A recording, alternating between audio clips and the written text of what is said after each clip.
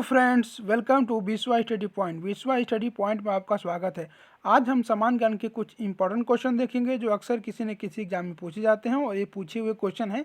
इसको वीडियो को अंत तक देखें। इसमें लास्ट में आप लोग के लिए क्वेश्चन आता है जो एग्जाम में आया हुआ क्वेश्चन है। ये बहुत ही इंपॉर्टेंट क्वेश्चन है, आप लोग को देखना है शुरू से लेकर लास्ट तक। अगर ये वीडियो अच्छा लगे, ये क्वेश्चन अच्छे लगे आप लोग को, तो please like and subscribe my channel. तो आइए चलिए स्टार्ट करते हैं। जो पहला क्वेश्चन है आज का, ये जो पहला क्वेश्चन हम उससे स्टार्ट करते हैं जो मैंने क्वेश्चन पूछा था। तो कल का क्वेश्चन था हमारा, शास्त्रीय नृत्य ओडिसी किस प्रदेश की उपज है, या किस प्रदेश की जो है शास्त्रीय नृत्य जो ओडिसी है वो किस प्रदेश की है। आंध्र प्रदेश की, उड़ीसा की, गुजरात की, राजस्थान की। जो ओडिसी जो ये शास्त्रीय नृत्य है ये आपका उड़ीसा प्रदेश की है। तो इसका आंसर जो हो जाएगा आपका बी पार्ट उड़ीसा। ये इंपॉर्टेंट क्वेश्चन है, आता है एग्जाम में, याद करेंगे। और आज का पहला क्वेश्चन है, देखते हैं।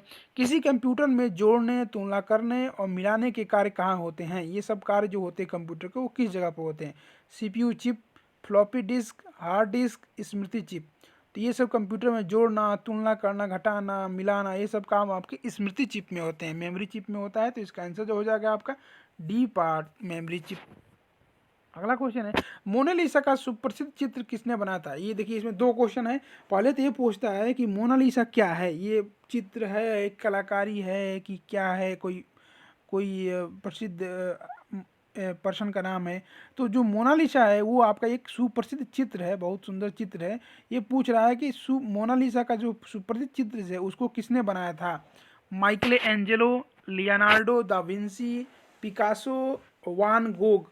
तो मोनालिसा जो सुप्रसिद्ध चित्र है वो उसको बनाया था लियोनार्डो दा विंसी ने। तो इसका आंसर जो हो जाएगा आपका बी पार्ट। इंपॉर्टेंट क्वेश्चन है, स्टार लगा लेंगे। जो क्वेश्चन मैं स्टार लगाता हूँ, जिस पर लगवाता हूँ वो इंपॉर्टेंट क्वेश्चन है, उसको तो याद करेंगे ही करेंगे, क्योंकि आया हुए एग्जाम में क्वेश्चन होते हैं वो, और रिपीटेड भी होते हैं क्वेश्चन वनडे एग्जाम में। अमेरिका की खोज किसने की थी। वास्को डिगामा ने, कोलंबस ने, कैप्टन कुक ने, अमुंदसेन ने। तो वास्को डिगामा अमेरिका की जो खोज की थी वो की थी कोलंबस ने। तो इसका आंसर जो हो गया आपका बी पार्ट कोलंबस। अगर पूछता है कि भारत की खोज किसने की थी, तो उसने किया था वास्को डिगामा ने। तो वास्को डिगामा ने भारत की खोज की थी और अमेरिका की खोज की थी कोलंबस नामक यात्री ने। तो इसका आंसर जो होगा का बी पार्ट हो गया। वास्को डिगामा कहाँ का था, ये पुर्तगाल का था। ये भी इंपॉर्टेंट है, याद रखेंगे। अगला क्वेश्चन है, भारत में राष्ट्रीय आय का आकलन सबसे पहले किसने किया था। महल बोनिस ने, दादा भाई नेरोजी ने, वी राव ने, सरदार पटेल ने। तो भारत में जो राष्ट्रीय आय का जो सबसे पहले आकलन का जो सबसे पहले जिन्होंने सोचा था, दिया था, वो थे आपके दादा भाई नेरोजी, जिनको ग्रैंड ओल्ड मैन के नाम से भी हम जानते हैं। तो इसका आंसर जो हो गया आपका B part, grand old man के नाम से भी जानते हैं इनको, दादा भाई नेरोजी। इंपॉर्टेंट क्वेश्चन है, याद करेंगे। क्वेश्चन हो जाएगा। पांचवा क्वेश्चन आ गया, किसी देश का आर्थिक विकास किस पर निर्भर है।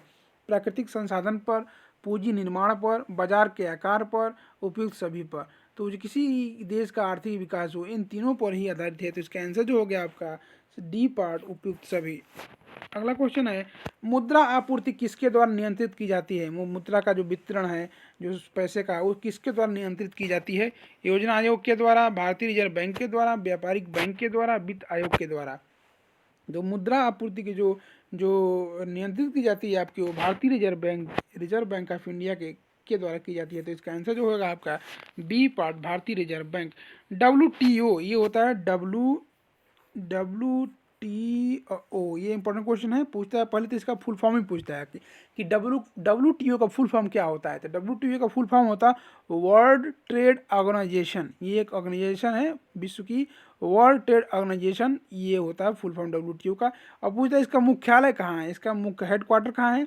दोहा में, जेनेवा में, यूरुग्वे में, न्यूयॉर्क में। तो WTO का जो मुख्यालय है आपका, ये जेनेवा में। तो इसका आंसर जो होगा आपका B part, Geneva. Important question है, इसको स्टार लगा लेते हैं और याद करेंगे, रट लेंगे इसको। ये इंपॉर्टेंट क्वेश्चन एग्जाम में आया हुआ क्वेश्चन है, एग्जाम में आएगा भी, मैं 100% श्योर हूँ। अगला क्वेश्चन है, भारत के किस राज्य को चावल का कटोरा, राइस बाउल कहा जाता है। आंध्र प्रदेश, तमिलनाडु, केरल, कर्नाटक। तो भारत के जो राज्य जिसको चावल का कटोरा या राइस बाउल कहा जाता है वो आपका आंध्र प्रदेश है। तो इसका आंसर जो हो गया आपका ए पार्ट, आंध्र प्रदेश। अगला क्वेश्चन है, भारत में सबसे ऊंचा जलप्रपात कहाँ है? ये भी वेरी वेरी इंपॉर्टेंट क्वेश्चन है। देखिए स्टार लगा लिए। जिस क्वेश्चन को मैं स्टार लगाता हूँ उसको तो याद करना ही है। इस 32 क्वेश्चन में से उन क्वेश्चन को तो आपको एकदम रटे होना चाहिए, क्योंकि एग्जाम में आए हुए क्वेश्चन है ये, और एग्जाम में आते हैं और आएंगे ही, कन्फर्म आएंगे। तो इन क्वेश्चन को ध्यान से देखेंगे। भारत में जो सबसे ऊंचा जलप्रपात कौन सा है? सिमसा जलप्रपात, कोटलम प्रपात, जोग प्रपात और हेनेकल प्रपात।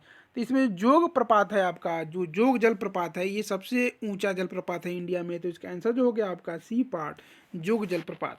अगला क्वेश्चन है, जूट उत्पादन में सबसे प्रचुर प्रदेश कौन सा है, या जूट उत्पादन में पहले नंबर पर कौन सा प्रदेश है इंडिया में? पश्चिम बंगाल, ओडिशा, केरल, तमिलनाडु। तो जूट उत्पादन में जो सबसे ज़्यादा आगे है, प्रथम नंबर पर हुआ आपका ये पश्चिम बंगाल। तो इसका आंसर जो हो गया आपका ए पार्ट, पश्चिम बंगाल। अगला क्वेश्चन है, निम्नलिखित में कौन से देश पल्क स्टेट से जुड़े हुए हैं? क्या होते हैं कि बहुत सारे देश जो होते हैं ना, एक स्टेट जल के अंदर स्टेट से जुड़े होते हैं। तो पूछ रहा है कि जो पाल्क स्ट्रेट है उससे कौन कौन से देश जुड़े हुए हैं? भारत एवं श्रीलंका, उत्तरी कोरिया और दक्षिण कोरिया, पाकिस्तान एवं चीन, ब्रिटेन एवं फ्रांस।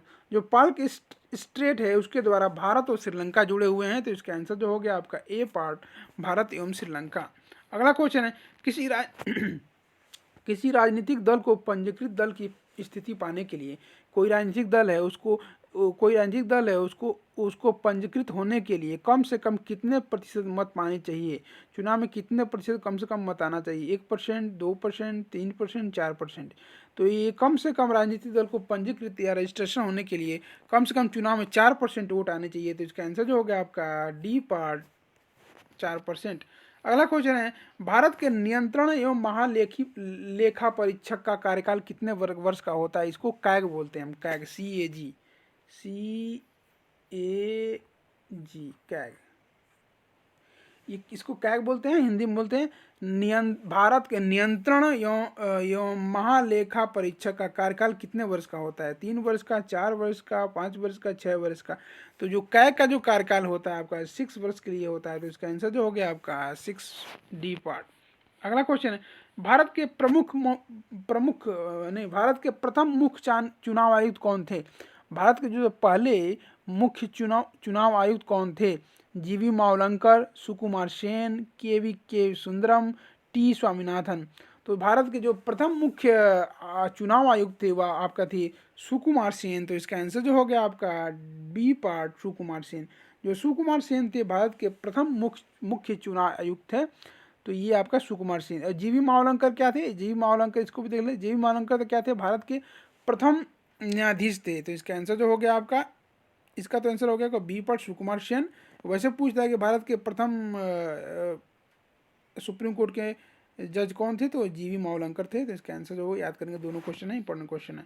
अगला क्वेश्चन है, सर्वोच्च न्यायालय के न्यायाधीश की सेवानिवृत्त की आयु कितनी होती है? 65 वर्ष, 62 वर्ष, 68 वर्ष, 70 वर्ष। तो सर्वोच्च न्यायालय, उच्च न्यायालय के जो न्यायाधीशों की सेवानिवृत्त की जो उम्र होती है आपकी वो 65 वर्ष होती है। तो इसका आंसर जो हो गया आपका ए पार्ट, 65 वर्ष। अगला क्वेश्चन है, सूफी परंपरा में पीर से क्या आशय है? सूफी परंपरा जो होता है उसमें पीर से क्या होता है? सर्वोच्च ईश्वर, सूफियों का गुरु, सभी सूफियों संतों में सर्वश्रेष्ठ, सूफियों की आस्था के लड़ने वाला।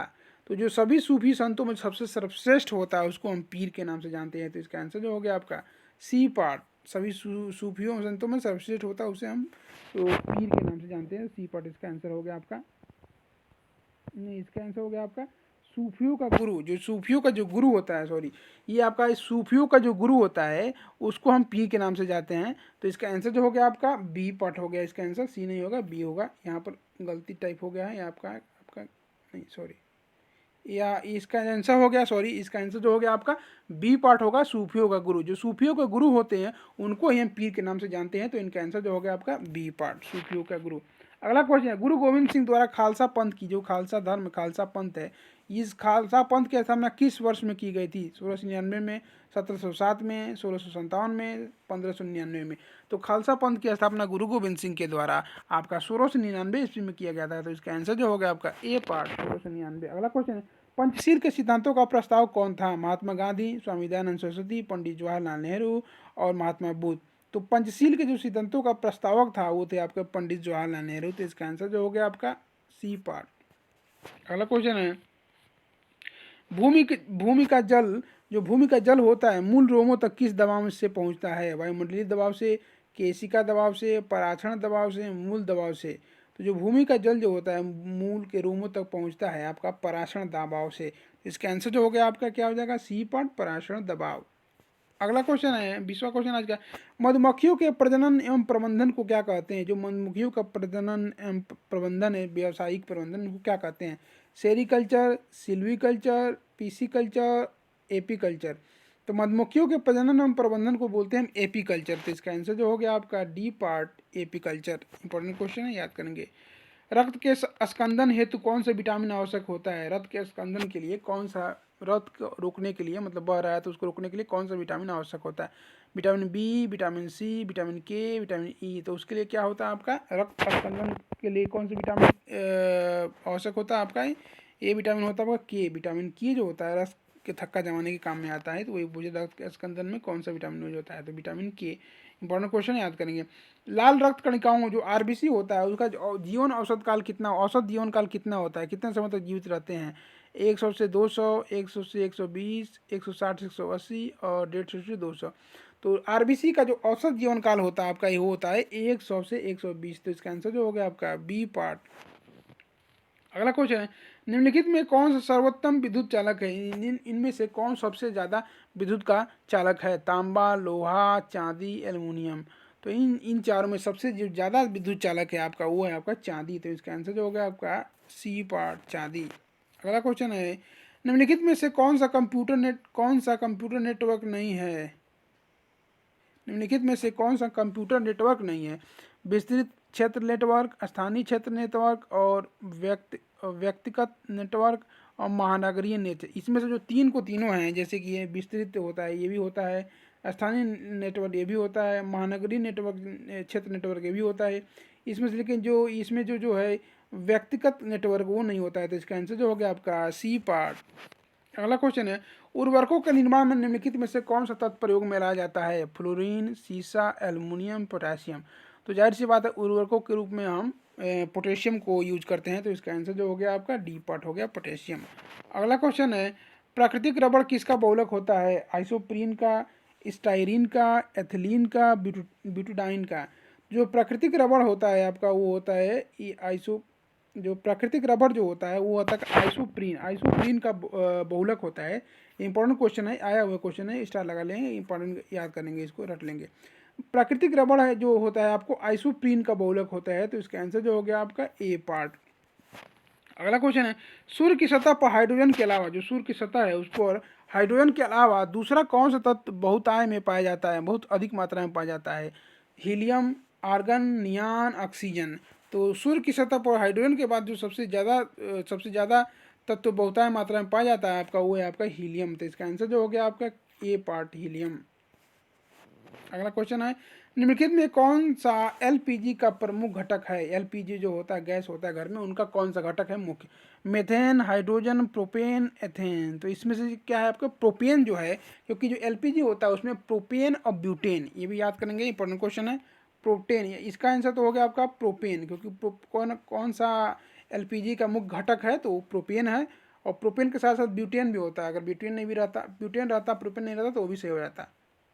तो इसका आंसर जो हो गया आपका सी पार्ट हो गया। अगला क्वेश्चन है, मीन माता या मिनी माता रोग किस कारण से होता है? पारा, जस्ता, कैडमियम, सीसा?